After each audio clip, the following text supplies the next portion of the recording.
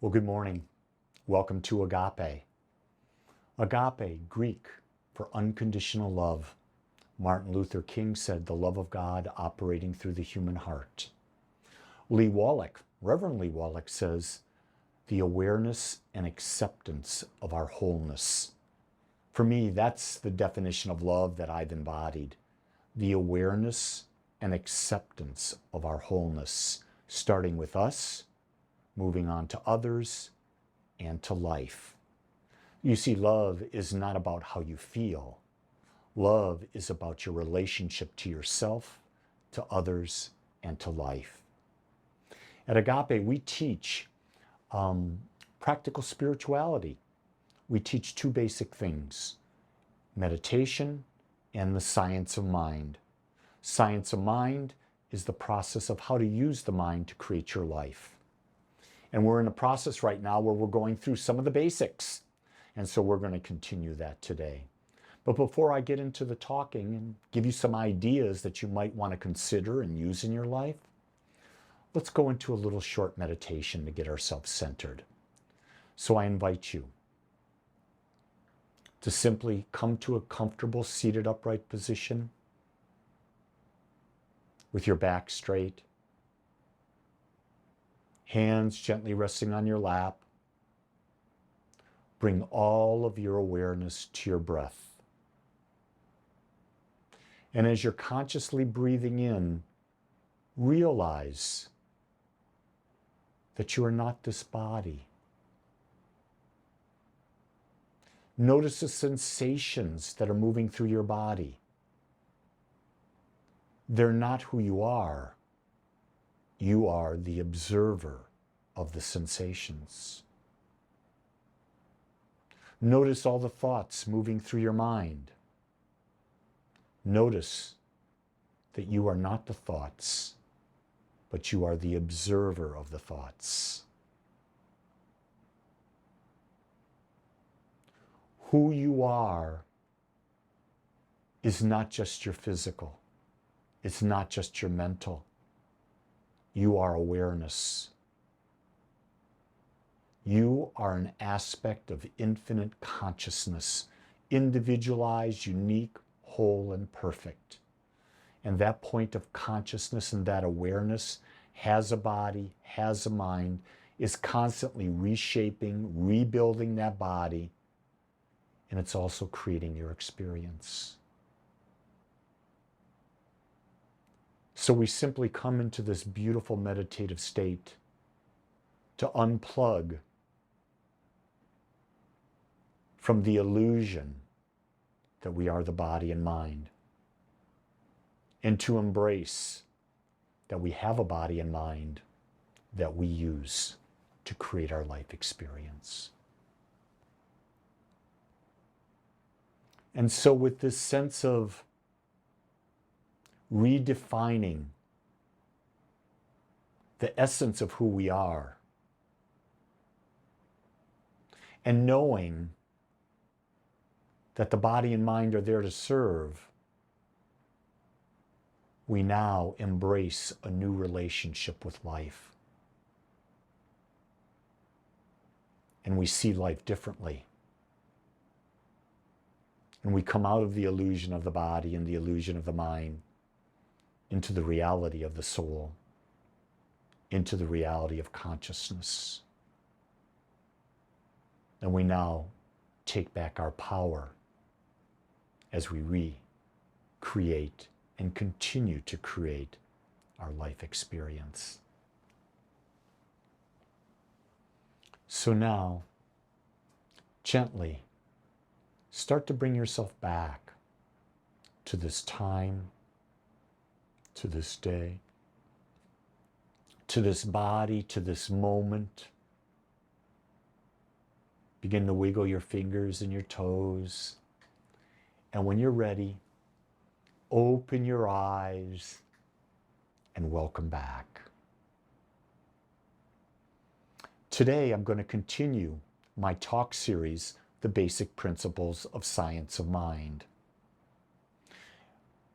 We started with oneness, that there's only one, It is infinite. It is all-knowing. It is everywhere present. It created everything out of itself. And you and I are points of consciousness within that. In week 2, we went on to the power of thought and understood through a deeper analysis about how our thoughts create. Today, I want to talk to you about the creative process. So again, let's reflect back on what is this study of science of mind? What is it? Science of mind is a philosophy that combines spiritual principles with the insights of science and the opinions of philosophy to provide a comprehensive understanding of life and the human experience. You see, the more we understand what life is, the more we understand what the human experience is, the more we understand practical tools, we become the power, we become the creator, we become the observer while being the observed. And so let's talk about this idea of creation. Creation is the infinite or spirit making something out of itself by becoming the thing it creates.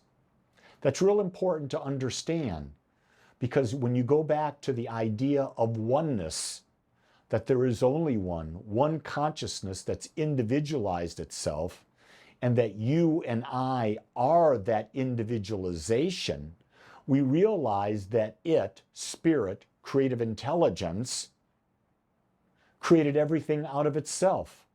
And the only thing it could do was to take itself and become the thing it created. So when we start to understand that, we realize we are spirit. We are stardust. Everything is created out of the same thing. So creation is the infinite becoming the thing it creates. Ernest Holmes said this: creation means the passing of substance into form through a law which is set in motion by the word of spirit. So Ernest Holmes really clearly got that the creative process is eternal. And it's the process of the infinite taking form through a law that is always responding. And it's responding to the word of spirit. It's responding to the thought atmosphere. It's responding to our thoughts. What we speak, think about, hold in consciousness most becomes our creation. When you break it down to a linear fashion, what it basically says is, since we are all microcosms of spirit, the same creative law works through us. So spirit, being the macrocosm of life, created microcosms of itself, which we are, and the power that spirit used, the creative law that it used, is also the creative law that is working through us, because we're never separate from spirit. We're always a part of it. We have the illusion that we're separate. But the fact of the matter is, we cannot separate. A drop of water in the ocean is a drop or a microcosm of the ocean, which is a macrocosm. All of the characteristics of that drop of water in the ocean are characteristics of the ocean. You cannot separate the characteristics of the ocean from the drop of water. Consciousness, infinite consciousness, is the ocean. Point of consciousness is who we are. We are the drop of water. And so we have the power of the ocean, the qualities of the ocean, of consciousness within us. So how does the creative process works? If you look at the diagram in front of you, or if you're listening, the diagram basically says thought moving into the law, the creative law, moves from there into form. So our thought atmosphere enters into what we call the creative law, and that takes it and moves it into form. A simpler way of understanding that is that thought represents a seed. When you take an apple seed and you plant it in soil, it will produce an apple tree. Now, you've got to take the seed. You choose the seed. You've chosen an apple seed. You put it into the soil. You clear out the weeds because those weeds can choke the seed. You clear and you water the soil. You put nourishment into the soil. But what you don't do is you don't dig up the seed. You don't plant a ton of other types of seeds on top of where you planted the apple seed. But you allow sunshine. You didn't plant it in the shade. You allow sunshine and water and the nutrition, and you leave it alone, and it will grow an apple tree.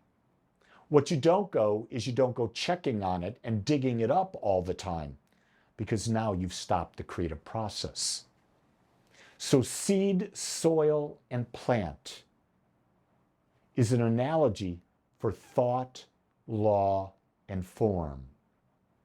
It's not a single thought that we plant, but it is a collective of thoughts. Let me make this differently. We plant a belief. A belief is a group of thoughts held toward a specific result persistently and consistently, consciously and unconsciously. So we take that belief, we allow it to sit within the creative soil, which is the universal law. We hold it there. We believe it. We align our actions and our feelings with that mental atmosphere, that mental seed we planted.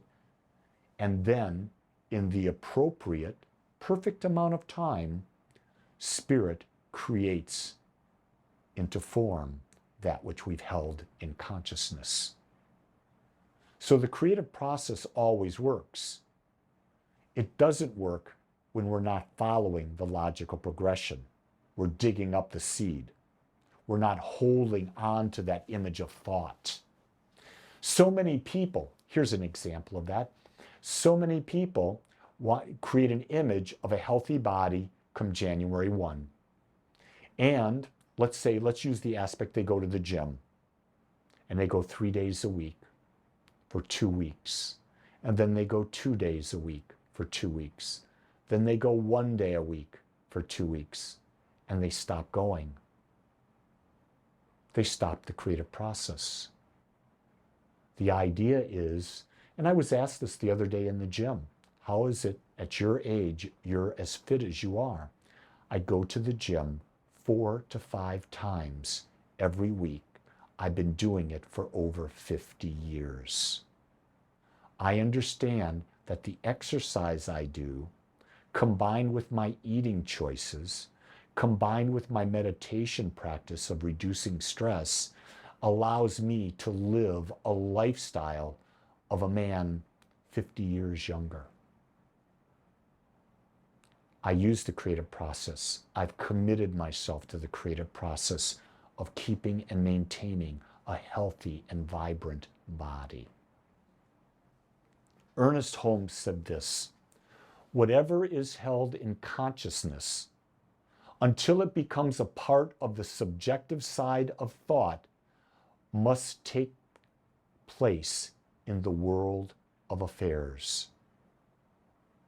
In other words, we have to hold our mental image in consciousness until the universal law takes and becomes the master of this thought and creates from it. And then it creates it into the world of affairs. That's the life we see, the 3D world that's all around it. See, our thoughts become subjected to the word, subjected to the power of creation. Everything we think becomes part of our mental atmosphere that we create. The reason that we do not demonstrate more easily is that the objective state of our thought is too often neutralized by the subjective state. I've said a mouthful there, so I want to give you a clear example of it. And I think this is one way. So when we start thinking about the idea that Ernest talked about there, about that the subjective state neutralizes our objective state. Objective is what we're consciously desiring to have. The subjective state is what is the general makeup of our mind. And so when we look at it from this standpoint, the fear of sickness, which is the subjective state. We've got a fear of sickness that who knows why we got it. We watched our mom get sick, our brother get sick, our sister get sick, our dad get sick, our grandmother get sick. So we have a fear of sickness. When that subjective fear is greater than the belief in health, which is what we choose, the fear of sickness wins. It's only when the desire and the objective fact of living a healthy relationship, a healthy body relationship, is greater than the fear of sickness that we develop a healthy form. And that's really difficult. It's difficult to hold the objective of health when you're suffering an illness. I go back to the time when I had COVID. And when I had COVID, for me, COVID demonstrated as a really, really, really painful sore throat. And it was difficult for me to be objective. It was difficult for me to know health. What I did, though, is I called my prayer partners to know it for me. I called my wife to hold the consciousness of the objective. And I did it to the best that I could. And then I healed. I knew I would heal, but I didn't think I could heal as fast as I wanted to. So my fear had an impact on my healing. Fear has an impact on everything, whether it's your health, your wealth, your relationships, your career, your connection to spirit, your sense of oneness, your joy of life. It's all there. Fear is the thing that holds us back from using and allowing the creative process to work effectively through us. Any suggestion held in the creative mind will produce its logical result no matter what the suggestion. And you're wondering, what are you saying, Lee? You can hold a suggestion that you will be homeless. If you hold it long enough, and fear is a great emotion that backs it, the law will produce homelessness. The law just doesn't produce what we would label as good. It also produces what we label as bad. The creative process can work for us if we direct it, or it can work against us if we don't direct it. And when I say work against us, it gives us what we don't want. That's really the big thing to understand. Are you focusing on abundance, or are you focusing on lack? Are you focusing on disease, or are you focusing on health? Are you focusing that relationships are difficult? Are you focusing that they're easy? Are you focusing that relationships are painful? Are you focusing on relationships can bring joy and expansion? Any suggestion held, that's the key word there, held in the creative mind will produce a logical result. The law will act upon that which is held. The key thing happens here is your life always reflects the choices you make. Every day you are giving choices. Throughout the day, what you choose will reflect in your life. The key thing is, do you choose consciously? Your power to use the creative power is your level of awareness, your ability to choose consciously. And that power exists within you.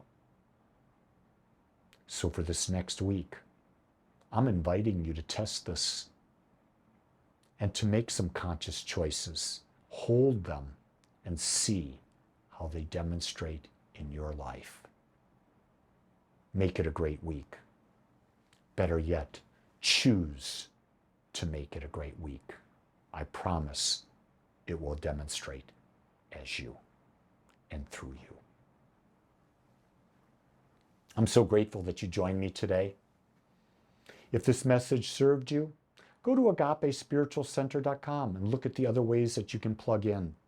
We've got classes about to start in 2 weeks. They're all on Zoom. You could be a part of that.